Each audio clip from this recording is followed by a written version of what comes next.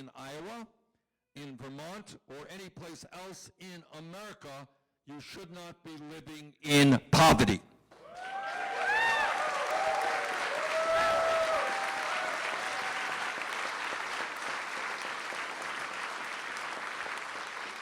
This morning, I had the opportunity of marching with some very, very brave people at McDonald's.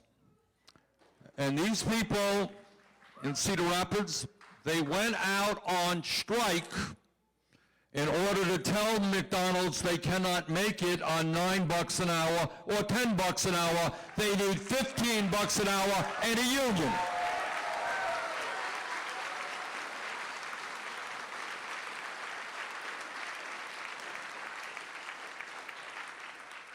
Now, $15 an hour does not get you rich, that's for sure, but at least gives you a minimum level of security. And I am proud to tell you, and this is how change comes about. My message today is I would like people to think, how do we bring about change? Historically, how has it happened? And how it has always happened is from the bottom on up, never from the top on down.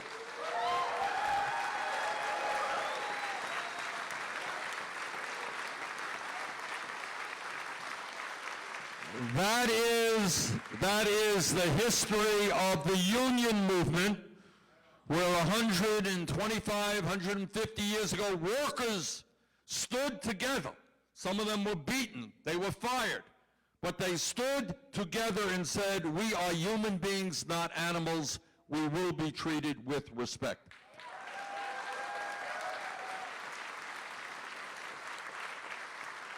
It is the history of the civil rights movement, where millions of people, black and white, demanded an end to racism and segregation.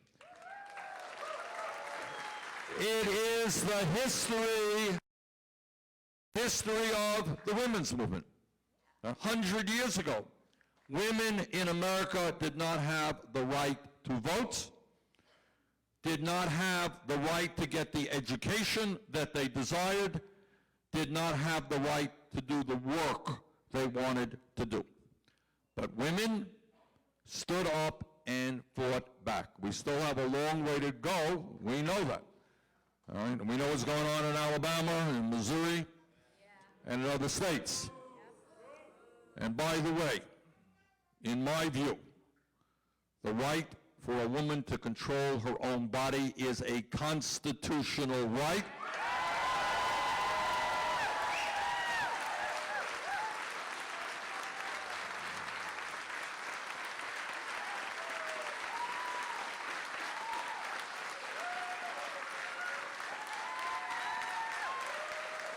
And it is, I say to the men who are here, this is not just a women's issue. This is an issue for all of us, and men have got to stand with the women in the struggle.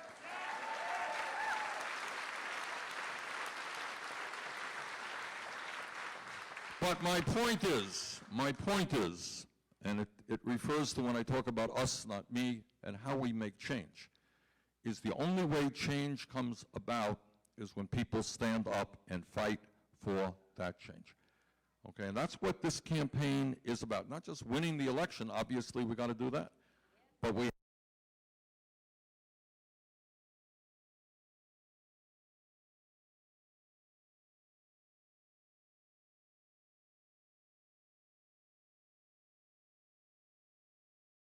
obviously. It means protecting the rights of women, that's for sure. It means making sure that if you work in this country 40 hours a week, you are not living in poverty. It means that as well. But it means even more than that. It means addressing the existential threat to our country that climate change poses.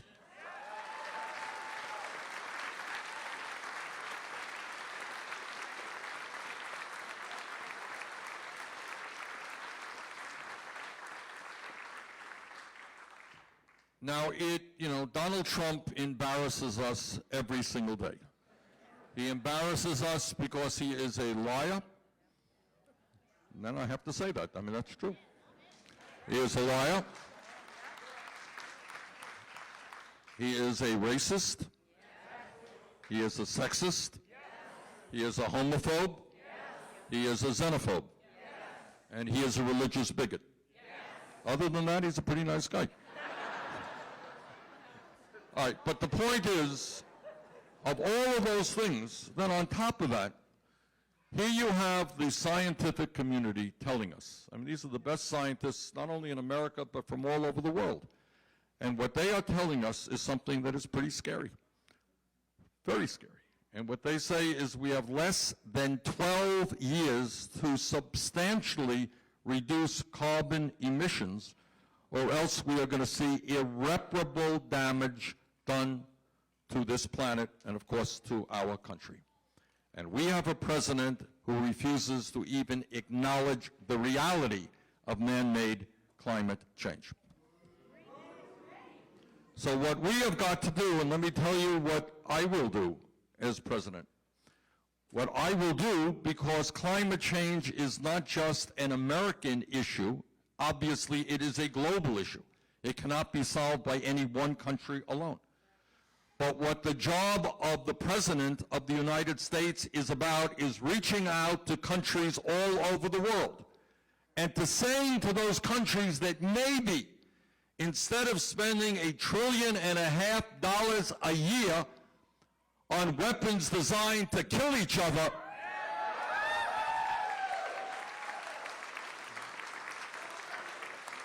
maybe we should work together to combat climate change.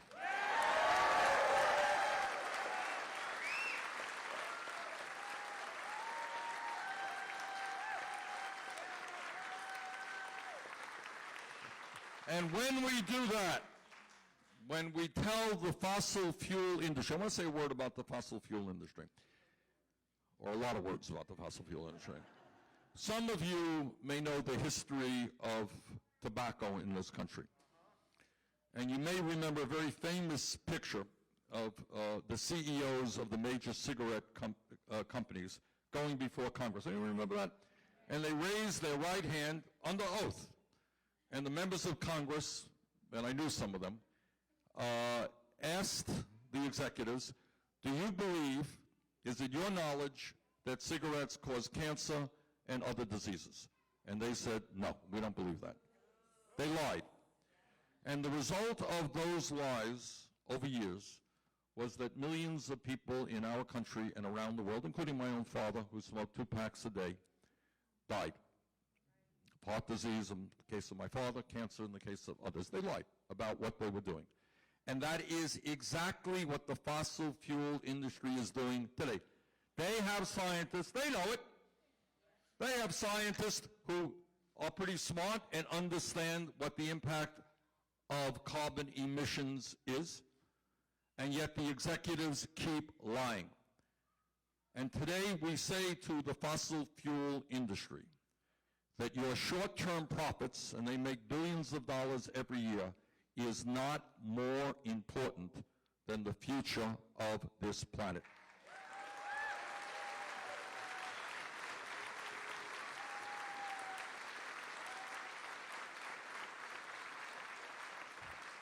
And when we take on the fossil fuel industry, which is a very, very powerful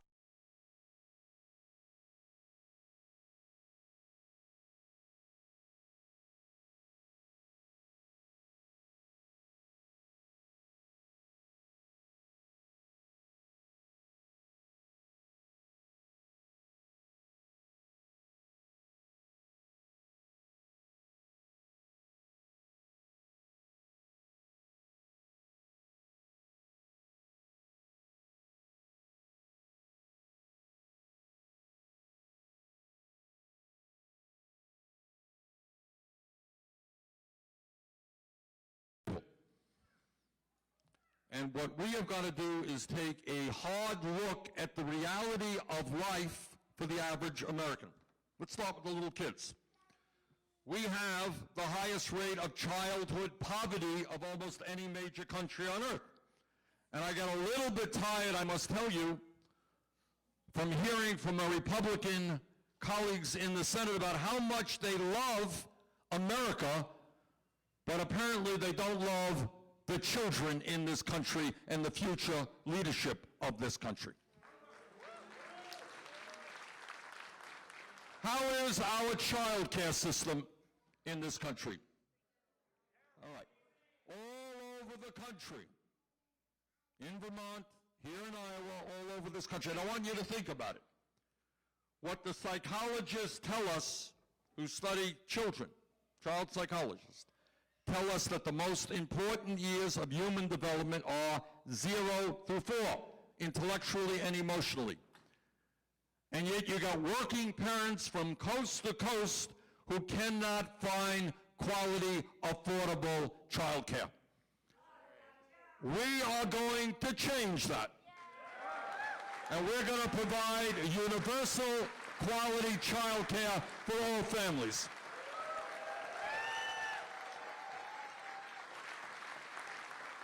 And all across this country, there are exceptions, but by and large, all across this country, you're seeing public school districts struggling with inadequate budgets. You're seeing teachers being forced to take money out of their own pockets to buy supplies for their children. And I want to applaud, in the last year, teachers from all across this country who went out on strike, who marched and who demonstrated, who demanded that their kids get a decent education.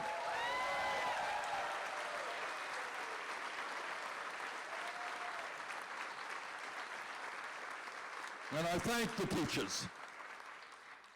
This is America.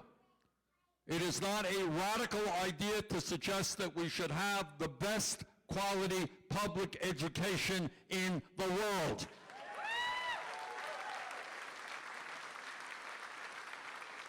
It is not a radical idea to say that we should pay our teachers and our child care workers the salaries that their work deserves.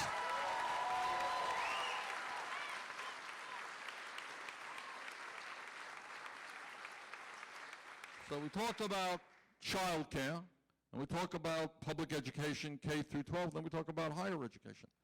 You are living in a nation where this year, today, hundreds of thousands of bright young people cannot afford to go to college.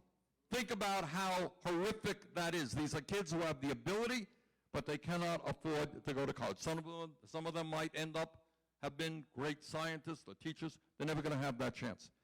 And then you got millions of others who did go to college who left school deeply in debt. Well, it is, again, not a radical idea to say that in the wealthiest country in the history of the world, people should not have to go deeply into debt because they got a college education.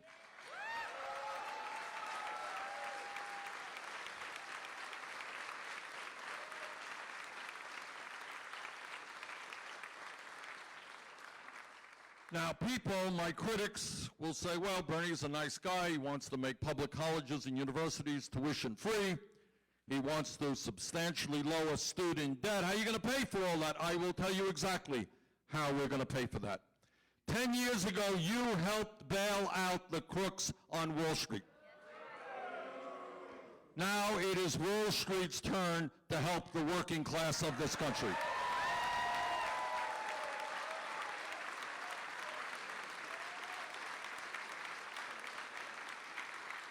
And a tax, a modest transaction fee tax on Wall Street speculation will make public colleges and universities tuition free. And that's what I intend to do.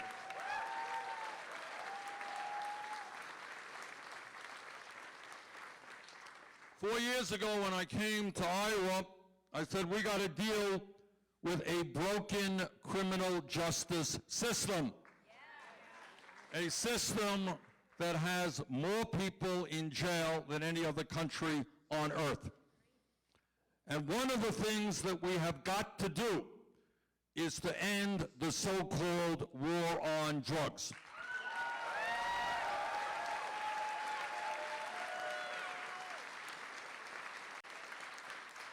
And I am very happy to tell you that not only over the years, recent years, have we made progress in raising the minimum wage, on changing consciousness about health care for all, but we have made real progress in either decriminalizing or legalizing the possession of marijuana.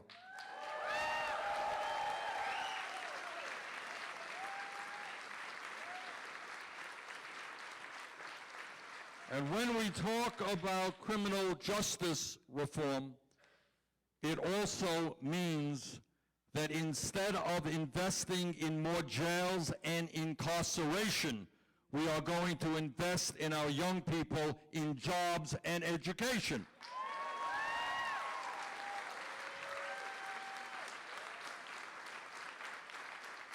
And I want to say a word to some of our seniors who may be watching this or here this evening.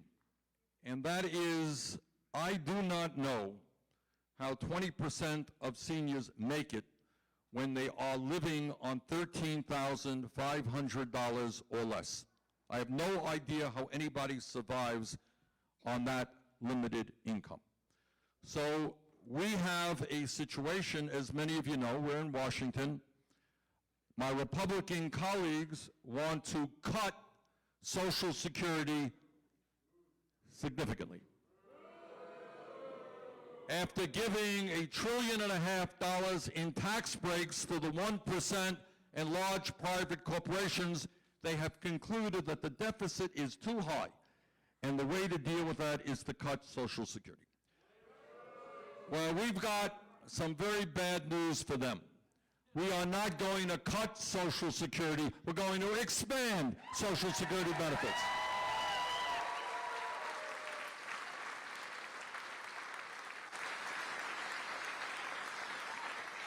And for the seniors, I also want to say this. Medicare is a very strong program, and as I've just indicated, I want to see it expanded to all of our people over a 4-year period. But Medicare today has its limitations.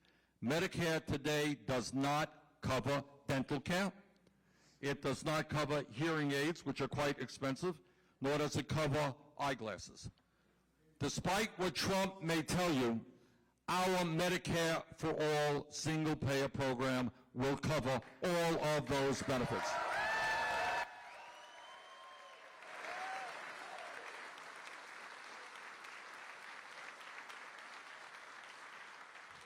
Last point that I want to make is that the 1% in this country is incredibly powerful. I deal with them every day in the Senate, and I know what their power is about, and I know they have endless amounts of money. Endless amounts of money. You want to take them on? They have billions of dollars in which to fight back. The way we defeat that wealth and power is by understanding that at the end of the day, the 1%, despite all their wealth and power, is just 1%.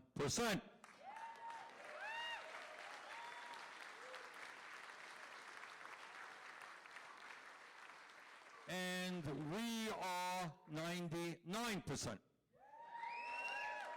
Now, I got to tell you, I was never much of a mathematician in school, but I do know that 99% is a lot larger number than 1%. But, here is the but. The but is that what Trump is trying to do is he understands that his agenda of tax breaks to billionaires, of trying to throw 32 million people off of the health care they have, of trying with his budget to cut Social Security, Medicare, and Medicaid. He knows that that's a very unpopular agenda. So how does he think he's going to win? How does he think he's going to win? Who knows how? He's going to try to win by dividing us up. So he understands that if the 99% stand together, that 60% stand together, we win an overwhelming victory. He understands that the majority of the American people want to raise the minimum wage. They want health care for all.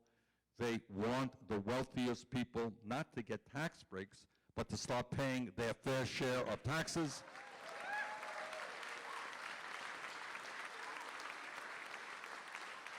He understands that unlike himself and his administration, the American people know that climate change is real and a threat to this planet. He knows the American people want real comprehensive immigration reform, real criminal justice reform. They believe that a woman has a right to control her own body. He understands that. So how do you win an election if you are on the wrong side of almost all of the issues? Well, lying is one way you do it, that's right. But the other way you do it is a very conscious effort to divide us up. To divide us up. To divide us up based on the color of our skin, to divide us up based on our religion, divide us up based on the country we came from or our sexual orientation. And that is what they think their path to victory is about, is demagoguing one group or the other group. But we have some bad news for Mr. Trump, and that is we will not allow him to divide us up. We are going to come together around an agenda that works for all.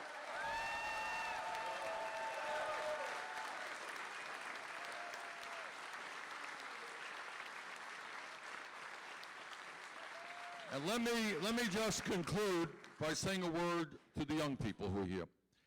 And that is, in my humble opinion, the younger generation today is the most progressive generation in the history of our country.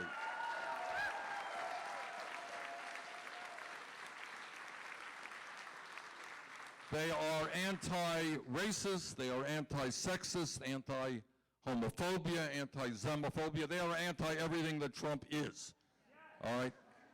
Okay, but, again, another but, and that is that the values of that beautiful generation will not be heard unless they get involved in the political process. Okay?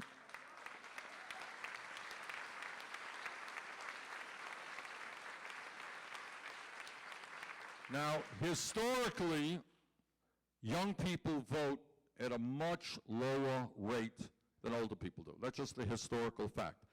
The good news is that in the last election, we have seen the highest voter turnout from young people in the modern history of this country.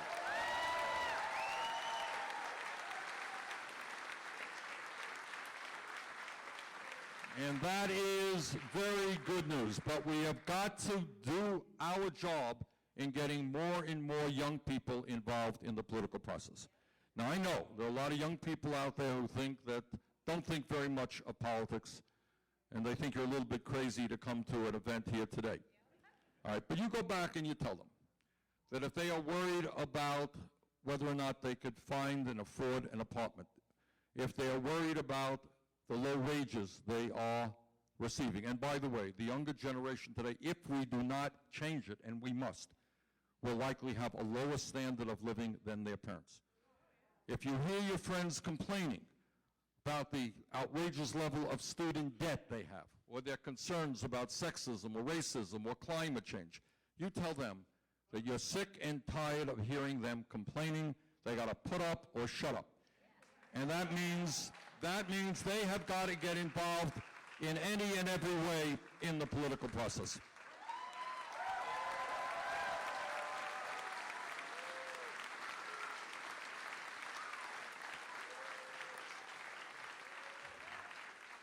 We got to get a plane. We've got to drive to Chicago and get a plane tonight back to Washington. But let me just conclude by saying this. This is a pivotal moment in the history of our country, and if it's a pivotal moment in the history of our country, it is a pivotal moment in the history of the world.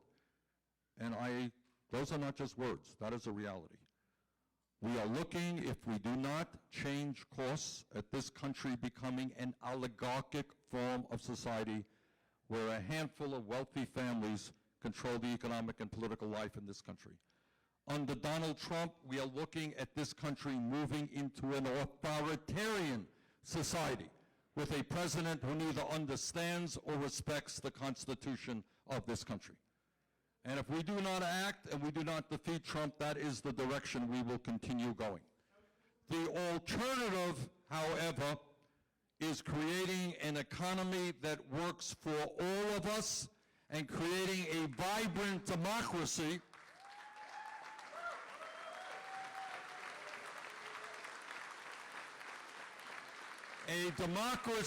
which overturns Citizens United Supreme Court decision.